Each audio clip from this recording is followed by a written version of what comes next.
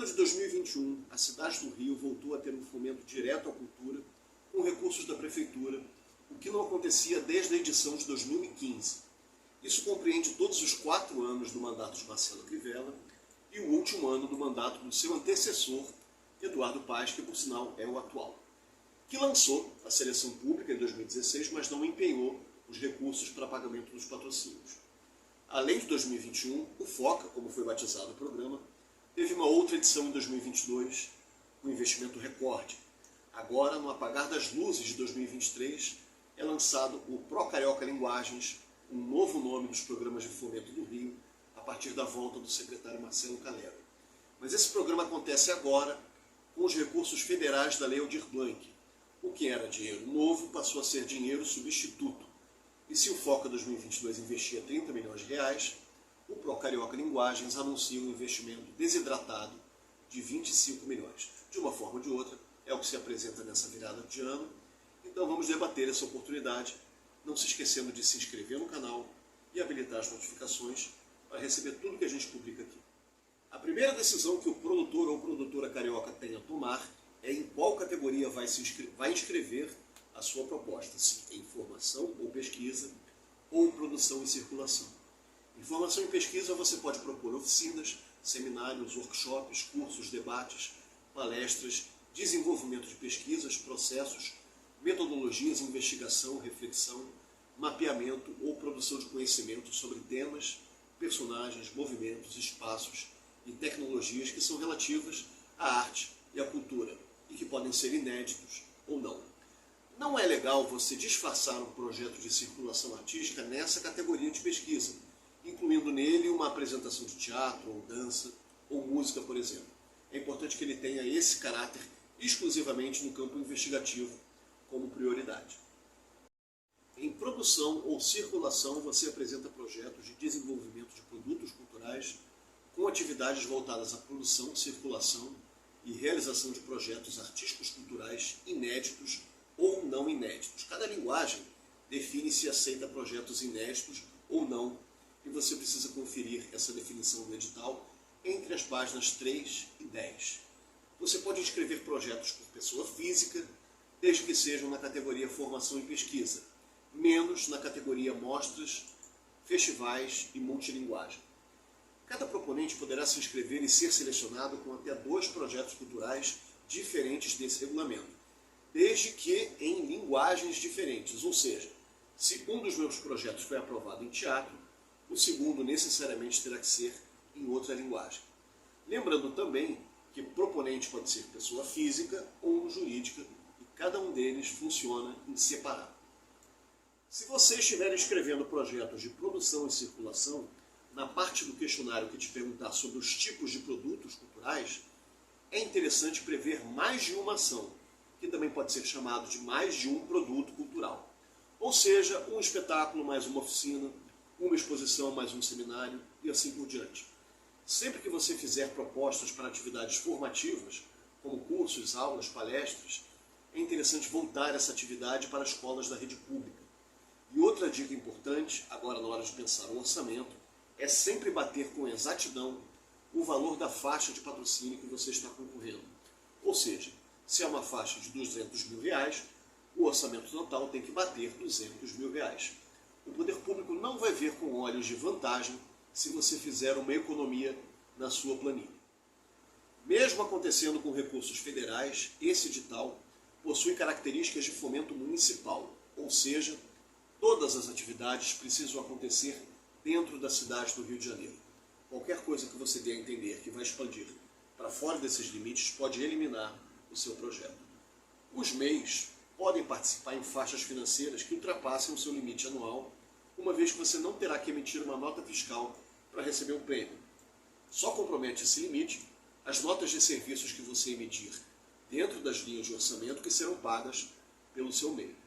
E também para os nossos bravos microempreendedores individuais são apresentadas algumas facilidades, como o anexo 7, de autodeclaração de residência, e o anexo 6, que dispensa o certificado de regularidade do FGTS. Um campo de preenchimento que é bem diferente na plataforma é o do cronograma, e você tem até 15 meses para realizar o seu projeto, o que é um pouco mais amplo do que a média dos editais que a gente vê por aí. Não é muito estratégico você prever uma janela de tempo muito curta, e eu sugiro para projetos de produção que você tenha ali um tempo mínimo de 5 meses entre a pré-produção, a produção e a pós-produção. Os projetos de pesquisa e formação, esses sim, devem utilizar uma janela um pouco maior, de pelo menos 1 ano, é o que eu recomendo. Também não é interessante programar atividades para o primeiro quadrimestre de 2024, ou seja, janeiro, fevereiro, março e abril. Isso por causa do tempo de envio desse edital, habilitação, resultado, contratação e pagamento. Então não é interessante você imaginar que vai conseguir começar as suas atividades antes de maio, por exemplo.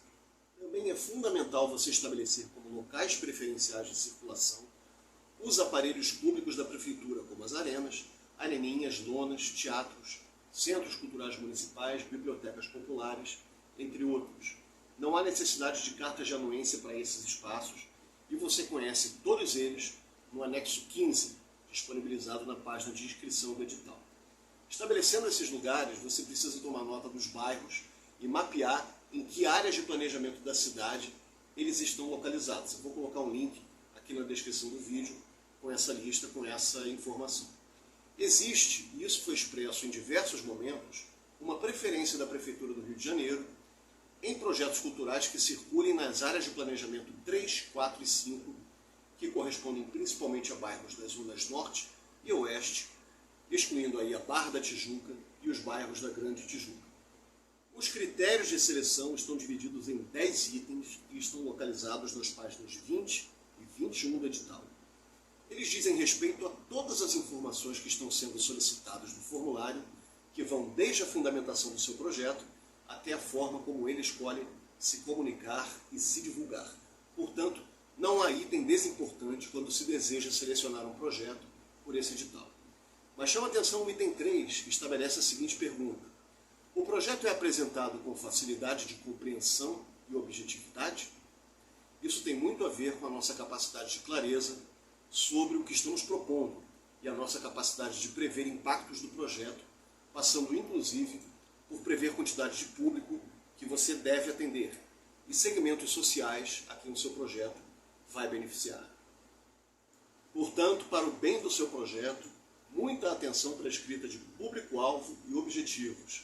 Eu vou colocar aqui embaixo mais uma vez 2 vídeos que eu gravei antigos, lá de 2020, falando sobre esses temas. Também não se pode esquecer de prever medidas de acessibilidade e democratização. Muita gente confunde os 2 termos, mas a acessibilidade fala sobre medidas de tradução e inclusão para pessoas com deficiência, é exclusivo desse segmento. E a democratização é sobre fazer do seu projeto uma ferramenta de fruição cultural que vá beneficiar segmentos excluídos da população. Como você vai fazer isso? Isso não se resume a dizer que vai ser entrada gratuita, ou seja, vai ser gratuita para quem? Um campo que não é obrigatório, mas é interessante de olhar, é o de materiais complementares, em que você sobe arquivos que expandam as informações sobre a sua proposta. Se o seu projeto não é inédito e possui boas fotos, é legal compartilhar, por exemplo, esse tipo de material, lembrando que nem todas as linguagens aceitam projetos não inéditos. Mas vamos seguir aqui. Se o seu projeto prevê uma oficina, aulas, pode ser interessante compartilhar o conteúdo programático desses encontros. Caso seja uma ação de teatro ou dança que tem informações específicas de palco, é legal passar a planta baixa desse espaço, um planejamento de cenário ou um possível esboço de figurinos. As inscrições seguem abertas até o dia 31 de janeiro de 2024 e não há tradição dessa gestão da Secretaria Municipal de Cultura em prorrogar prazos. Portanto, é bastante recomendável se planejar. O Procarioca Linguagens, com recursos da Lei Aldir Blanc, é uma oportunidade bastante desafiadora e que vai exigir um olhar bem específico sobre o território carioca. O território carioca precisa ser, no mínimo, o coprotagonista do seu projeto. É isso, se gostaram, deixe o seu like, este que é o último vídeo de 2023. Um grande abraço e até o próximo vídeo, até o próximo conteúdo.